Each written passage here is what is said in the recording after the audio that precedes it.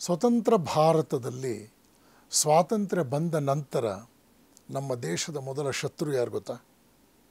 ನಮ್ಮ ಶಿಕ್ಷಣ. ನಮ್ಮ ವಿಶ್ವವಿದ್ಯಾನಿಲಯಗಳ ಉತ್ಪತ್ತಿ ಏನು? ಸಾಕ್ಷರರ ಉತ್ಪತ್ತಿನ?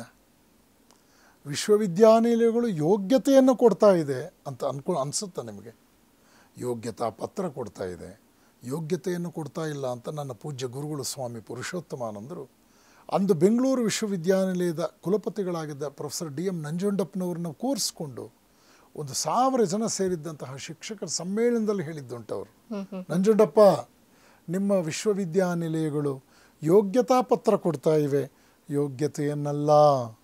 ಒಬ್ಬ ರಾಮಕೃಷ್ಣ ಆಶ್ರಮದ ಸನ್ಯಾಸಿಗಳೊಬ್ಬರ ದೃಢ ನಿರ್ಧಾರದ ಮಾತಿದು. ಇವತ್ತಿಗೂ ನೀವು ನೋಡಿ, ಯೂನಿವರ್ಸಿಟಿಗಳಲ್ಲಿ ನೀವು ನೋಡಿ, ಶಿಕ್ಷಣ ಬದಲಾಗಬೇಕು ಅನ್ನೋದು ಇದರ ತಾತ್ಪರ್ಯವಾ? ನಾವು ನೋಡಿ, ನೀವು ಯಾವ ರೀತಿ ಆಹಾರ ತಿಂದರೆ ನಿಮ್ಮ ಶರೀರ ದಷ್ಟಪುಷ್ಟವಾಗುತ್ತೆ, ಬಲಿಷ್ಠವಾಗುತ್ತೆ ಅನ್ನೋದ್ರ ಬಗ್ಗೆ ಕಾಮನ್ ಸೆನ್ಸ್ ಇದೆ ನಮಗೆ. ಯಾವ ರೀತಿಯ ಚಿಂತನೆಗಳನ್ನು ಮಕ್ಕಳಿಗೆ ಶಿಕ್ಷಣದ ಮೂಲಕ ಅಳವಡಿಸಿದ್ರೆ ಅವರು ಬೌದ್ಧಿಕವಾಗಿ ಮಾನಸಿಕವಾಗಿ ಸಿದ್ಧರಾಗ್ತಾರೆ, ಸನ್ನದ್ಧರಾಗ್ತಾರೆ. ತನ್ನ ದೇಶದಲ್ಲೇ ಅವರು ನಿರಾಶ್ರಿತರ ಭಾವನೆಯಲ್ಲಿ ಬದುಕೋದಿಲ್ಲ. They need not live like refugees in their own country. ಈಗ ನೋಡಿ, ನೀವು ಯಾರು ಅಂತಂದರೆ ಅವನು ತನ್ನ ಜಾತಿಯಿಂದ ತನ್ನನ್ನು ರೆಪ್ರೆಸೆಂಟ್ ಮಾಡ್ತಾನೆ, ಹೆಚ್ಚು ಅಂದರೆ ತನ್ನ ಪ್ರಾಂತೀಯ ವಿಭಾಗದಿಂದ ರೆಪ್ರೆಸೆಂಟ್ ಮಾಡ್ತಾನೆ.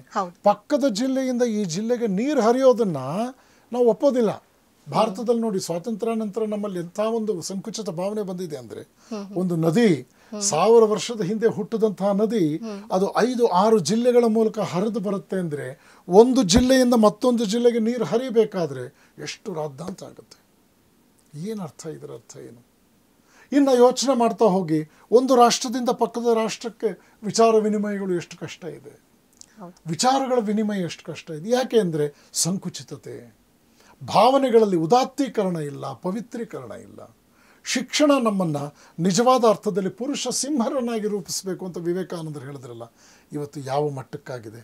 ಕಾರ್ಯವಾಸಿ ಕತ್ತೆ ಕಾಲು ಹಿಡಿಬೇಕಾದ ಪರಿಸ್ಥಿತಿ ಬಂದಿದೆ. ಅಷ್ಟೇ ಅಲ್ಲದೆ ವಿಪರೀತವಾದ ಪರಾವಲಂಬನೆ. 15 ವರ್ಷ ವಿದ್ಯಾಭ್ಯಾಸ ಮಾಡಿ ಪದವಿ ಪಡ್ಕೊಂಡಂತಹ ವ್ಯಕ್ತಿಗೆ ಮಾರನೇ ದಿವಸ ಒಂದು ತುತ್ತು ಅನ್ನಕ್ಕೆ ಅವನಿಗೆ ಧೈರ್ಯ ಇಲ್ವಲ್ಲ, ನಿಮ್ಮ ಶಿಕ್ಷಣ ಏನು ಮಾಡುತ್ತೆ? ರೈಲ್ವೆ ಸ್ಟೇಷನ್ ನಡೀರಿ, ಬಸ್ ಸ್ಟ್ಯಾಂಡಿಗೆ ನಡೀರಿ, ಒಬ್ಬ ಕೂಲಿಕಾರ, ಒಬ್ಬ ಮಾಲಿ, ಅನಕ್ಷರಸ್ಥ ಎಷ್ಟು ಸ್ವಾಭಿಮಾನದಿಂದ 2 ಹೊತ್ತು ಅನ್ನ ದುಡ್ಕೊಳ್ತಾ ಇದ್ದಾನಲ್ಲ. ದಯವಿಟ್ಟು ಯೋಚನೆ ಮಾಡಿ. ಮಂಡಿಪೇಟೆಯ ಎತ್ತಿಗೆ ದಿನವೆಲ್ಲ ನಾನು ಗಾಡಿ ಎಳೆದ್ರೆ 2 ಹೊತ್ತು ಹೊಟ್ಟೆ ತುಂಬ ಹುಲ್ಲಿಗೆ ತೊಂದರೆ ಇಲ್ಲ ಅನ್ನೋ ನಿರಾಳತೆ ಇದೆ. ಆದರೆ ನಮ್ಮ ಗ್ರ್ಯಾಜುಯೇಟ್ಸ್ಗೆ ಇವತ್ತು 2 ಹೊತ್ತು ಅನ್ನ ಸಿಗುತ್ತೆ ಅಂತ ಗ್ಯಾರಂಟಿ ಇದೆಯಾ? ಯಾವ ಶಿಕ್ಷಕ, ಯಾವ ಶಿಕ್ಷಣ, education is the only panacea for human problems ಅಂತ ಕರೆದ್ವಲ್ಲ, ಆ ಶಿಕ್ಷಕ ಇವತ್ತು ಬಯೋಮೆಟ್ರಿ ಒತ್ತಿ ನಾನು ಸಮಯಕ್ಕೆ ಸರಿಯಾಗಿ ಬಂದಿದ್ದೀನಿ ಅಂತ ಹೇಳೋದಾದರೆ, CC ಕ್ಯಾಮ್ರಾಗಳನ್ನು ಕೆಡಿಸಿ ಪರೀಕ್ಷೆ ಬರೆಸೋದಾದರೆ, ಇಲ್ಲ ಸಲ್ಲದ ಗ್ರೇಸ್ ಮಾರ್ಕ್ಸ್ ಕೊಟ್ಟು ಪ್ರಮೋಟ್ ಮಾಡಿ ಮಕ್ಕಳನ್ನು ತಳ್ಳೋದಾದರೆ, ಈ ಎಜುಕೇಷನ್ನಿಂದ ಬಹುಶಃ ಇನ್ನೇನು ಹೆಚ್ಚಿನದನ್ನು ನಾವು ನಿರೀಕ್ಷಿಸೋದಕ್ಕಾಗೋದಿಲ್ಲ. ರಾಷ್ಟ್ರವನ್ನು ಕಟ್ಟೋದೇ ವ್ಯಕ್ತಿತ್ವಗಳ ಮೂಲಕ. ವ್ಯಕ್ತಿತ್ವ ಕಟ್ಟಬೇಕಾದ್ದೇ ಉನ್ನತ ಶಿಕ್ಷಣದ ಮೂಲಕ. ಉನ್ನತ ಶಿಕ್ಷಣದಲ್ಲಿ ಧ್ಯೇಯಾದರ್ಶಗಳಿರಬೇಕು. ನನ್ನ ಗುರುಗಳು ಪೂಜ್ಯ ಸ್ವಾಮಿ ಪುರುಷೋತ್ತಮಾನಂದರು ಹೇಳ್ತಾ ಇದ್ದರು, ನಿಮಗೆ ಶ್ರೇಷ್ಠ ರಾಷ್ಟ್ರ ನಿರ್ಮಾಣ ಬೇಕಾ? ಶ್ರೇಷ್ಠವಾದ ಶಿಕ್ಷಕರನ್ನು ನೀವು ನೇಮಕ ಮಾಡಿಕೊಳ್ಳಿ. ನಿಮಗೆ ರಾಷ್ಟ್ರ ಬಲಿಷ್ಠವಾಗಿರಬೇಕಾ? ರಾಷ್ಟ್ರದ ಆದರ್ಶಕ್ಕೆ ತಕ್ಕಂತೆ ಶಿಕ್ಷಣವನ್ನು ರೂಪಿಸಿ. ಇವತ್ತು ಸತ್ಯಂ ವದ ಧರ್ಮಂಚರ ಉಪನಿಷತ್ತಿನ ಮಾತು, ಮಾತೃದೇವೋಭವ ಪಿತೃದೇವೋಭವ ಉಪನಿಷತ್ತಿನ ಮಾತು, ಶ್ರದ್ಧಾ ಹಿ ಪರಮಾಗತಿ ಉಪನಿಷತ್ತಿನ ಮಾತು. ಈ ಮಾತುಗಳು ಏನಾದರೂ ನಯಾ ಪೈಸೆ ನಮ್ಮ ಮಕ್ಕಳ ಬದುಕಿನ ಮೇಲೆ ಏನಾದರೂ ಪ್ರಭಾವ ಬೀರ್ತಾ ಇದೆಯಾ?